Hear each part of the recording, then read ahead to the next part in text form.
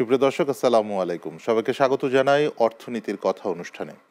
দর্শক, আপনারা জানেন আমাদের চ্যানেলের এই অনুষ্ঠানের মাধ্যমে আমরা বাংলাদেশের অর্থনীতির নানাবিধ বিষয় আপনাদের সামনে তুলে ধরি। বাংলাদেশের ব্যাংকিং খাতের নানা বিষয়গুলো তুলে ধরার চেষ্টা করি। গণমানুষের আর্থিক অবস্থা কেমন আছে এই বিষয়গুলো তুলে ধরার চেষ্টা করি। তারই ধারাবাহিকতায় আজকে আমরা আলোচনা করব। আলোচনা করার জন্য স্টুডিওতে আমন্ত্রণ জানিয়েছি আমরা প্রফেসর ডক্টর মোহাম্মদ আইনুল ইসলাম। তিনি অর্থনীতি বিভাগের অধ্যাপক, জগন্নাথ বিশ্ববিদ্যালয়। আপনাকে স্বাগত আমাদের আজকের অনুষ্ঠানে। দর্শক, আমরা আজকে আলোচনা করব ব্যাংকে খেলাপি ঋণের হার বৃদ্ধি ও আর্থিক অস্থিরতা। এই বিষয় নিয়ে আমরা আলোচনা করতে চাই। আপনারা ইতিমধ্যে অবগত আছেন যে গত সরকারের পর থেকে বর্তমান সরকার যেভাবে রাষ্ট্র পরিচালনা করছেন তার মধ্যে সবচেয়ে বড় একটা চ্যালেঞ্জ সরকারকে মোকাবেলা করতে হচ্ছে ব্যাংকের যে খেলাপি ঋণ সেটাকে নিয়ে, ব্যাংকগুলোকে ঠিক রাখা নিয়ে। ব্যাংকে অস্থিরতা চলছিল, নগদ টাকার প্রবাহ কম ছিল। এই বিষয়গুলোকে ঠিকঠাক করা নিয়ে কিন্তু নানা রকম পদক্ষেপ নেওয়া হয়েছিল এবং সেই বিষয়গুলো নিয়ে কাজ চলছে। এবং আমরা দেখতে পাচ্ছি বর্তমানে এসেও কিন্তু এই চাপ দিন দিন বাড়ছে। আমরা এই চাপ নিয়ে আজকে কথা বলে আপনার সাথে শুরু করতে চাই। খেলাপি ঋণের চাপ। ইতোমধ্যে আমরা বিভিন্ন গণমাধ্যমে দেখতে পেয়েছি যে ব্যাংকে মোট ঋণের 30% খেলাপি ঋণ হয়ে যাচ্ছে। এটা কিন্তু একটা ভয়ঙ্কর রকমের দুঃসংবাদ, অন্তত আমাদের অর্থনীতির জন্য। এই বিষয়ে যদি আমরা আলোচনা শুরু করি। আপনাকে ধন্যবাদ এবং চ্যানেলের যারা দর্শক শ্রোতা তাদেরকেও আমার পক্ষ থেকে শুভেচ্ছা এবং ধন্যবাদ। এবং আমার এই আজকের আলোচনায় যে যুক্ত হবেন তাকেও আমি অভিনন্দন জানাচ্ছি, ধন্যবাদ জানাচ্ছি। আপনি কিন্তু পুরো কথাটাই বলেছেন যে যদি খেলাপি ঋণের পরিমাণটা বেড়ে যায় তাহলে অর্থনীতির জন্য একটি দুঃসংবাদ বলবো আমি। দেখুন, আমাদের দেশের এখন যদি আমি কোনো দুই তিনটা দেশের সঙ্গে তুলনা করি, আমরা কোথায় আছি, এটা যে কতটা হলো মানে নেতিবাচক প্রভাব পড়বে অর্থনীতিতে পড়ছে সেটি, কারণ ভারতে কিন্তু প্রত্যেকটা দেশে কিছু না কিছু এটা থাকে, খেলাপি ঋণের ইয়েটা থাকে।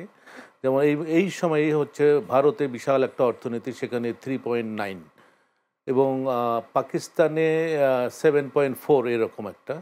সবচেয়ে হলো যে শ্রীলঙ্কার যে অবস্থাটা ছিল, হ্যাঁ, শ্রীলঙ্কার যে অবস্থা ছিল সেই শ্রীলঙ্কা এখন কিন্তু 10% হচ্ছে আপনার খেলাপি ঋণ। সেখানে বাংলাদেশে বলা হচ্ছে যে আজকের পত্রিকায়, গতকালকের পত্রিকায় যে 31 বলছে, কিন্তু আসলে ভিতরে দেখলাম যে 31%। এবং আপনার মনে আছে যে গভর্নর সাহেব নিজেই বলেছেন যে 12টা ব্যাংকের তারা কিন্তু পর্ষদ ভেঙে দিয়ে অডিট হচ্ছে, হিসাব নিকাশ হচ্ছে। সেখানে যদি এটা ফাইনাল হওয়ার পরে এটা 35 পর্যন্ত গিয়ে ঠেকতে পারে, এবং বাস্তবিক অর্থে এর চেয়ে অনেক বেশি কিন্তু খেলাপি ঋণের পরিমাণ। সুতরাং এটি একটি অর্থনীতির জন্য কোনোভাবেই একটি ভালো সংবাদ না।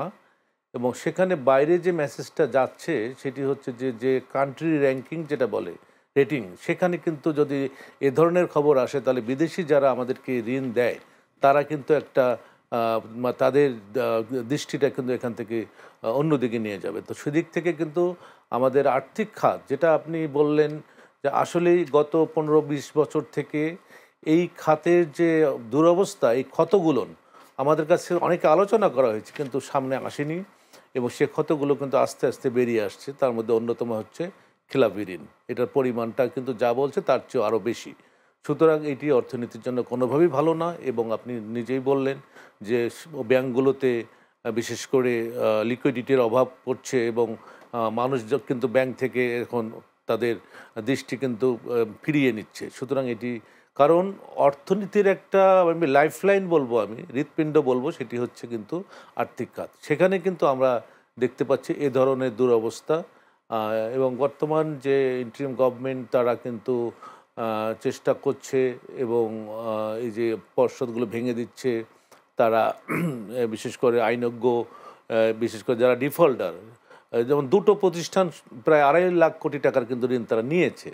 এখন সেগুলো যদি একদিকে হলে যে সংস্কার হচ্ছে এবং তাদেরকে যদি আইনের আওতায় নিয়ে আসা হয় তাহলে একটা মেসেজ আসবে, এবং তাদের কাছে যে ঋণটা আছে সেটা উঠানোর একটা মানে কঠোর হয়ে সেই ঋণটা এখন উঠাতে হবে। দুটো প্রতিষ্ঠান আপনি যে বলছিলেন 2.5 লাখ কোটি টাকার ঋণ নিয়েছে, তাদেরকে যে ঋণ দেয়া হয়েছে সেগুলো তো নিশ্চয়ই নিয়মের বহির্ভূতভাবে দেয়া হয়েছে। অবশ্যই বহির্ভূতভাবে। নিয়ম বহির্ভূতভাবে। এখন নিয়ম বহির্ভূতভাবে যে ঋণগুলো দেয়া হয়েছে সেখানে নিশ্চয়ই এত টাকার সিকিউরিটিও নেই। যে ব্যাংক না, সেই আপনার মনে আছে সিকিউরিটি যে দিয়ে এই যে আদায় করতে পারবে? একটা প্রতিষ্ঠানের কথা বলা হচ্ছে, তার যখন তার সম্পদ দেখতে গিয়েছে তখন দেখছে যে মাত্র 1800 হাজার কোটি টাকার একটা ঋণের এগেনস্টে 350 কোটি টাকা, এই মুহূর্তে যদি এটা বিক্রি করা হয় 350 কোটি টাকা মার্কেট ভ্যালু। এবং আরেকটি সমস্যা হচ্ছে এইসব ক্ষেত্রে এই যে তার যে অ্যাসেটটা বিক্রি করবে, এটাও কিন্তু নেওয়ার লোক নাই। ঠিক আছে? তো সব কিছু মিলে একটা এটা মানে কোন দিকে যাবে ঠিক মানে বোঝা যাচ্ছে না যে এই ঋণটা আদায় করার ক্ষেত্রে আর কোনো ওয়ে আছে কিনা। তার তো অ্যাসেটই নাই, এখানে দেশে নাই, হয়তো বাইরে আছে, এবং সেখান থেকে নিয়ে আসার ব্যাপারে মানে সরকারকে সে ধরনের পদক্ষেপ নিতে হবে। এবং এখানে যদি দক্ষ একজন মানে সে আইনজ্ঞ, আমি বলবো যে সেটা দেশি হোক আর বিদেশি হোক, নিয়ে এসে কোন কোন পন্থায় বিদেশে যেসব টাকা চলে গিয়েছে, এখন কথা হচ্ছে যে দেশে টাকাটা চলে যায় সেটা কিন্তু তাদের আইনি কাঠামোর মধ্যে কিন্তু সেখানে সেই সেই সম্পদটা থাকে। সুতরাং আমরা চাইলেই যে সব কিছু আনতে পারবো সেটাও কিন্তু খুব একটা তাহলে করণীয় কি আপনার কাছে কি মনে হয় একজন অর্থনীতিবিদ করণীয় হিসেবে? বলতে আপনার যে কাছে যেটি কি মনে হয়? হবার হয়ে গেছে, আমার কথা হলো এই হয়ে গেছে। ক্ষতিটা মানে হ্যাঁ, সেই ক্ষতিটার জন্য এখন থেকে জিরো মানে টলারেন্স এখানে, যে কোনোভাবেই কোনো ঋণ যেন এরকম দুর্নীতিযুক্ত বা অনিয়মিতভাবে বা বেনামি এই জিনিসগুলো থেকে আগে কঠোর হতে হবে। এখন এখানে আরো একটা শঙ্কার কথা আমি যোগ করি আপনার। ইতোমধ্যে আপনি দেখছেন যে দিন দিন কিন্তু খেলাপি ঋণ বাড়ছে। তার পেছনে প্রধান কারণ হচ্ছে বিগত সরকারের আমলে যে প্রতিষ্ঠানগুলো মানে রাজনৈতিক আশ্রয় প্রশ্রয় যে ব্যক্তিদের যে প্রতিষ্ঠানগুলো ছিল সেই প্রতিষ্ঠানগুলো কিন্তু এখন ঋণ খেলাপি হচ্ছে দিন দিন। এবং যে খেলাপি ঋণের যে সংজ্ঞা দেওয়া হয়েছে এখন, যে ডিউরেশনটা আগে যেটা ছিল সেখান থেকে কিছুটা কমিয়ে আনা হয়েছে, এতে তো খেলাপি ঋণ এই মার্চ মাসে গিয়ে আরো বাড়বে। আরো বাড়বে, সেটা তো সেই সংশয়ের তাহলে কথাটা কিন্তু এখন খেলাপি ঋণটা কি বোঝা না?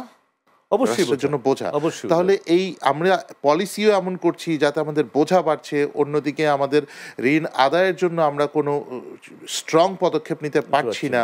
তাহলে আসলে এখন করণীয় না, কি? আপনি কিন্তু যেটা ওটা যেটা বলছিলেন। ঋণ আদায়ের কথা যেটা বললেন, সেটা কিন্তু আমাদের কাছে দৃশ্যমান হচ্ছে না, যে এই প্রক্রিয়া চলছে কিন্তু আমাদের কাছে দৃশ্যমান হচ্ছে না। এটা একটা বার্ডেনটা দিন দিন বাড়ছে। আর আমাদের যে ইন্টারেস্ট রেটটা বেড়েছে, এখন এই যে ক্লাপি ঋণের যে ভলিউমটা দিন দিন কিন্তু আরো বাড়বে। এবং অনেক প্রতিষ্ঠান তারা কিন্তু ব্যাংকের ঋণটা ফেরত দিতে পারছে না, সুদহার বেশি, তাদের দিন দিন কিন্তু বোঝা বাঁচতেছে। এবং অনেকে আছে তাদেরকে হয়তো খুঁজেও পাচ্ছে না, যে রাজনৈতিক যে পরিস্থিতি, আইন শৃঙ্খলা সব কিছু মিলে তাদেরকে খুঁজেও পাচ্ছে না। এটা যে একটা জটিল একটা বিষয় কিন্তু এখন আমাদের সামনে, কিন্তু জাতির সামনে।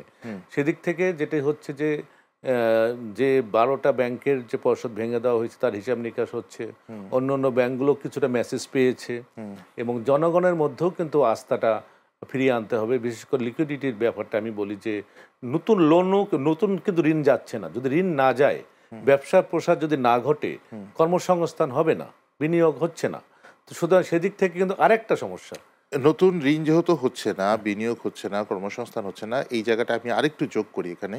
দেখেন আপনি যে আমরা পত্রিকার রিপোর্টে দেখলাম যে হিউজ একটা বিরাট সংখ্যক মানুষ তাদের সঞ্চয়পত্র ভেঙে ফেলছেন।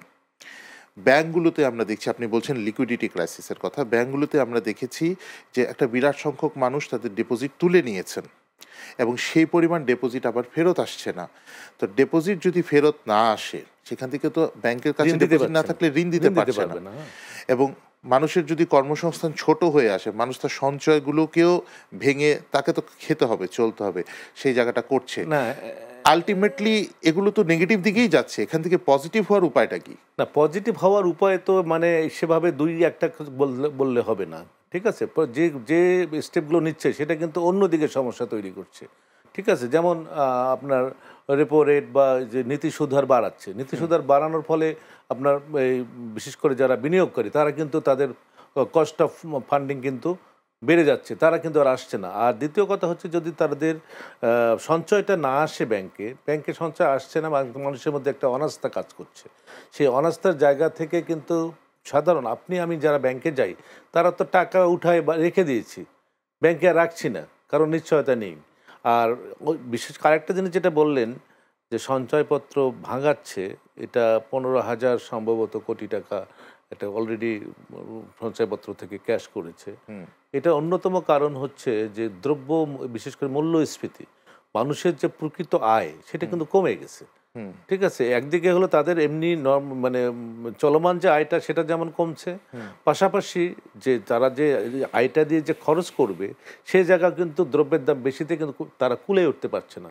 সে কারণে কিন্তু এই সঞ্চয়পত্রটা ভাঙছে, এটা একটা অন্যতম কারণ। আরেকটা হলো যে কোথায় রাখবে মানুষ, মানুষ তো খোঁজে যে কোথায় থেকে একটা মানে মার্জিন পাওয়া যাবে, সেখানে ব্যাংকের ইন্টারেস্ট রেট, ব্যাংক হলো হয়ে গেছে মানে অনাস্থার জায়গাটা চলে আসছে ব্যাংকের, সেটা একটা। আর এই যে আমাদের বাংলাদেশ ব্যাংক যে কাজটা করে সেটা কিন্তু বড় বড় ব্যবসায়ীরা এবং ব্যাংকাররা এটা সুবিধাটা নিচ্ছে। এখন আসলে একটি জায়গা ছিল যে সঞ্চয়পত্র, সেখানেও কিন্তু এটা আমরা শুনছি যে সঞ্চয়পত্রের ঋণের ইয়েটা বাড়াবে, কিন্তু সেটাও নাই। সুতরাং এটা কোনোভাবেই আর্থিক খাতের কিন্তু এটা ভালো লক্ষণ না। সঞ্চয়পত্র বিক্রি করাটা কিন্তু না, সেল হচ্ছে না, কিন্তু একদিকে সেল হচ্ছে না, একদিকে যেটা সেল হয়েছে আগে সেটা আবার বিক্রি করছে। এটা কিন্তু মানে মানুষ সঞ্চয় ভাঙিয়ে কিন্তু এখন এটা কিন্তু অন্য ধরনের, এটা কিন্তু ব্যাংকের টাকা যে যাচ্ছে না জমা দিচ্ছেন সেটা না, না, তারা কিন্তু তাদের যে মানে প্রকৃত আয় যেটা সেটা কিন্তু কমে যাচ্ছে। মানে আপনার মেসেজটা হচ্ছে মানুষের আয় কমে গিয়েছে বিধায় মানুষের জমা কম হচ্ছে, জমা কম হচ্ছে। এটা সঞ্চয়পত্রেও হচ্ছে, ব্যাংকেও কম হচ্ছে। অন্যদিকে ব্যাংকে আরো একটা ফ্যাক্টর আছে, সেটা হচ্ছে কিছু কিছু ব্যাংকের উপরে মানুষের আস্থার জায়গাটা পরিপূর্ণভাবে এখনো ফিরে আসেনি। আমরা আরো কিছু আলোচনা করব, একটা ছোট্ট বিরতির সময় হয়ে গেছে। সুপ্রিয় দর্শক, একটা বিরতিতে যাচ্ছি, সঙ্গেই থাকুন।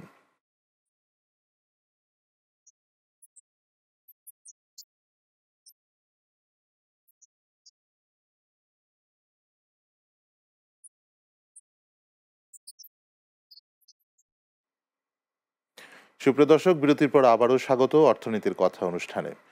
দর্শক, আপনারা জানেন আজকে আমরা কথা বলছি ব্যাংকে খেলাপি ঋণের হার বৃদ্ধি এবং আর্থিক খাতের অস্থিরতার বিষয় নিয়ে, এবং কথা বলার জন্য স্টুডিওতে আমাদের সাথে আজকে উপস্থিত আছেন প্রফেসর ডক্টর মোহাম্মদ আইনুল ইসলাম, অর্থনীতি বিভাগ, জগন্নাথ বিশ্ববিদ্যালয়। এবং দর্শক, আমাদের সাথে আমরা এখন আরও একজন অতিথিকে সংযুক্ত করেছি। আমাদের সাথে সংযুক্ত আছেন অ্যাডভোকেট শরৎ চ্যাটার্জি, অর্থঋণ আইন বিশেষজ্ঞ। অ্যাডভোকেট শরৎ চ্যাটার্জি, আপনাকেও স্বাগত আমাদের আজকের অনুষ্ঠানে। ধন্যবাদ চ্যানেলের পরিবারের সকলকে এবং অর্থনীতি ডিপার্টমেন্টের জামাত ইউনিভার্সিটির স্যারকেও, একই সাথে যারা অনুষ্ঠান দেখছেন বা অনলাইনে আগে পরে দেখবেন সবাইকে ধন্যবাদ জানাচ্ছি।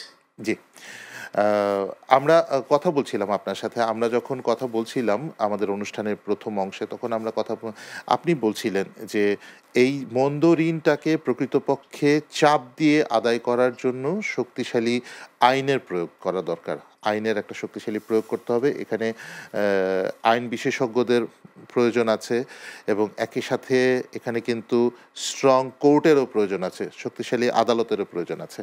আমি একটু যোগ করতে চাই এখানে যে আমরা দেখেছি যে চট্টগ্রামের যে অর্থঋণ আদালত আছে, সেই চট্টগ্রামের অর্থঋণ আদালতের যিনি জজ সাহেব ছিলেন, তিনি কিন্তু বেশ ভালোভাবে কাজ করছিলেন। ঢাকায়ও অর্থঋণ আদালত আছে 4টি, চট্টগ্রামের যে অর্থঋণ আদালত আছে সেখানে জজ সাহেবকে আমরা দেখেছি যে বেশ কিছু স্ট্রং পদক্ষেপ নিয়েছিলেন। মোহাম্মদ মুজাহিদুর রহমান নাম ধরে যদি বলি, আমরা দেখেছি যে উনি বেশ কিছু পদক্ষেপ ওনার ব্যাংকের পক্ষে গিয়েছিল এবং অর্থঋণ সংক্রান্ত যে খেলাপি ঋণ যারা বড় বড় কোম্পানিগুলো, এমনকি ব্যক্তি, তাদেরকেও কিন্তু মোটামুটি একটা স্ট্রং চেপে ধরে, আইনের প্রয়োগের মাধ্যমে চেপে ধরে তাদের কাছ থেকে কিছু অর্থ কিন্তু আদায় করা গিয়েছিল।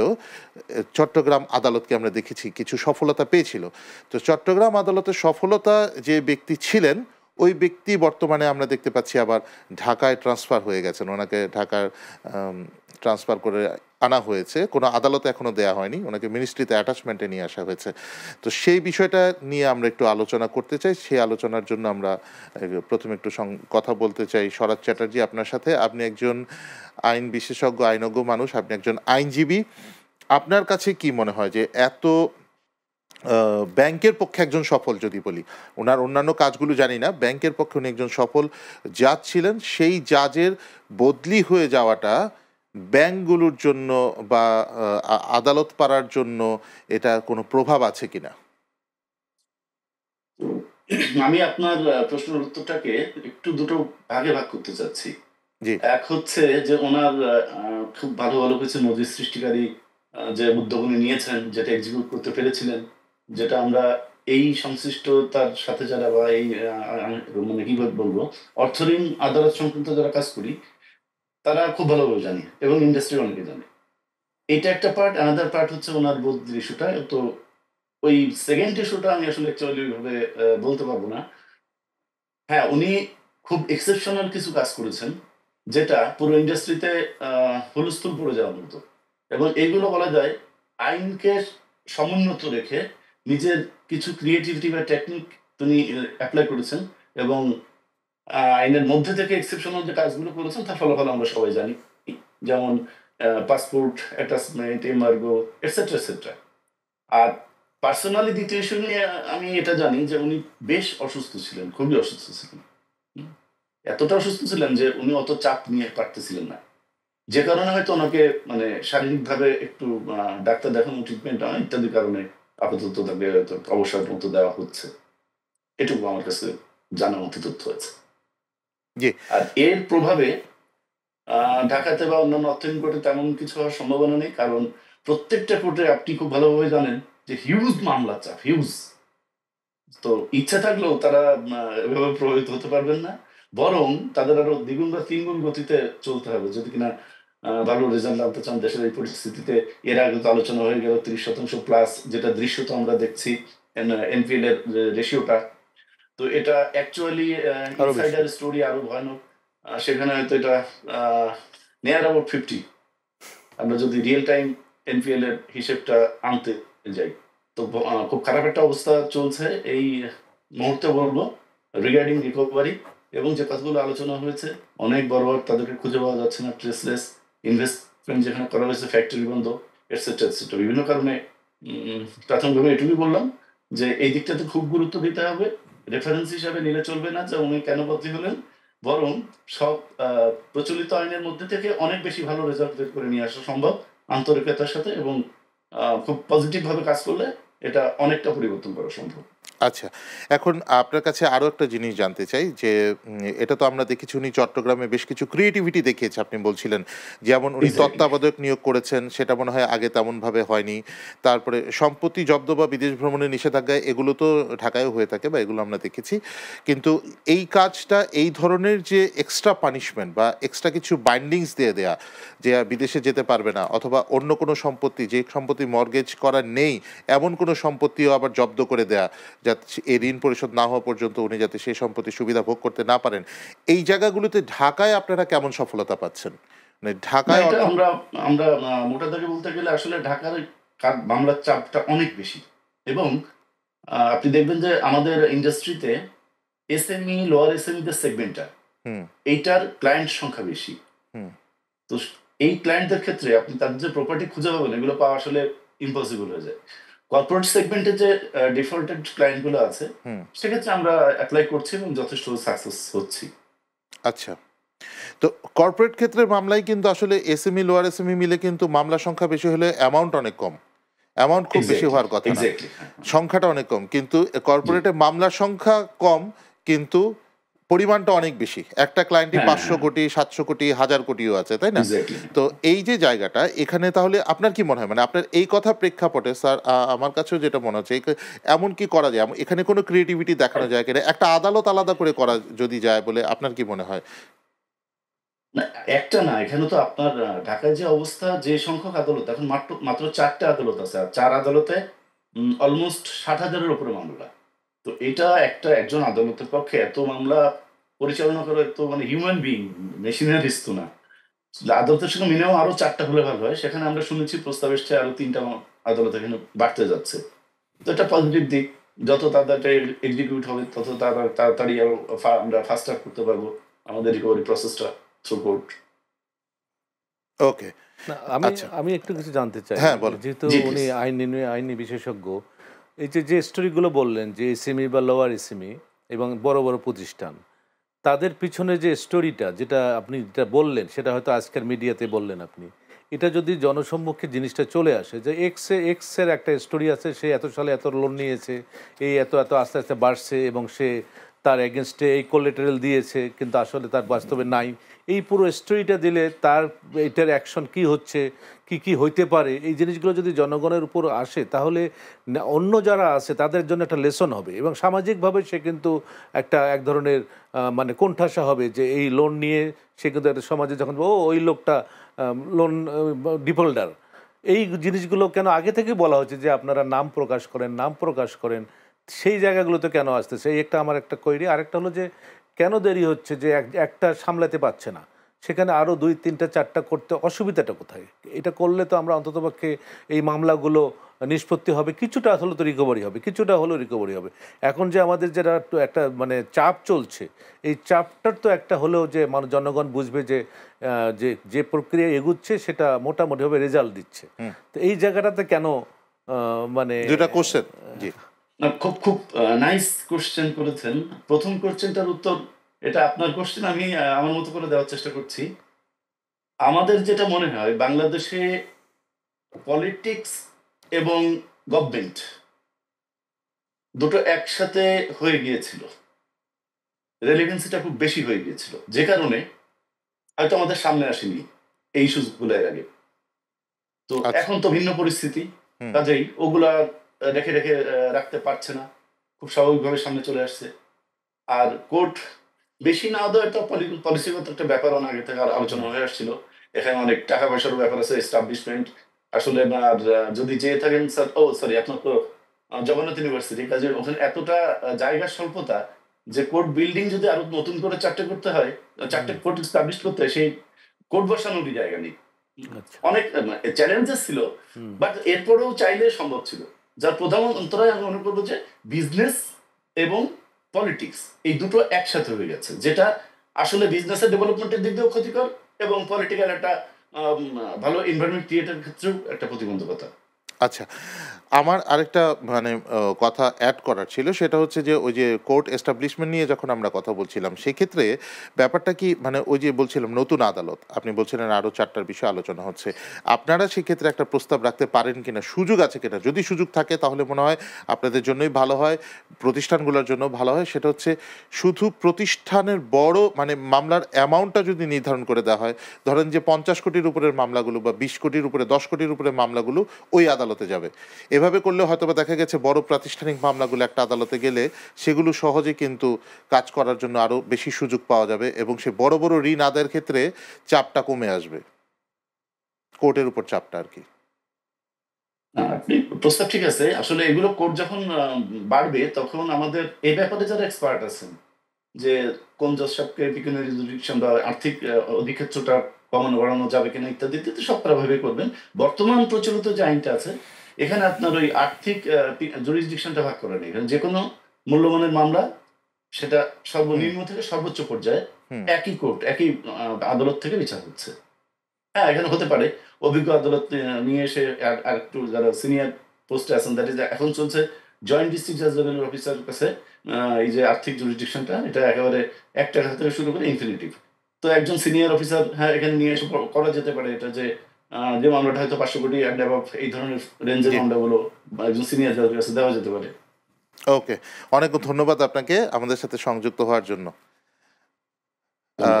জি, আমরা ছিলাম যে খেলাপি ঋণ আদায় এবং রাষ্ট্রের অস্থিরতা। আপনি একটা কথা যোগ করেছিলেন, মূল্যস্ফীতি। মূল্যস্ফীতি মানুষের নাভিশ্বাস উঠে গিয়েছে, সত্যি কথা।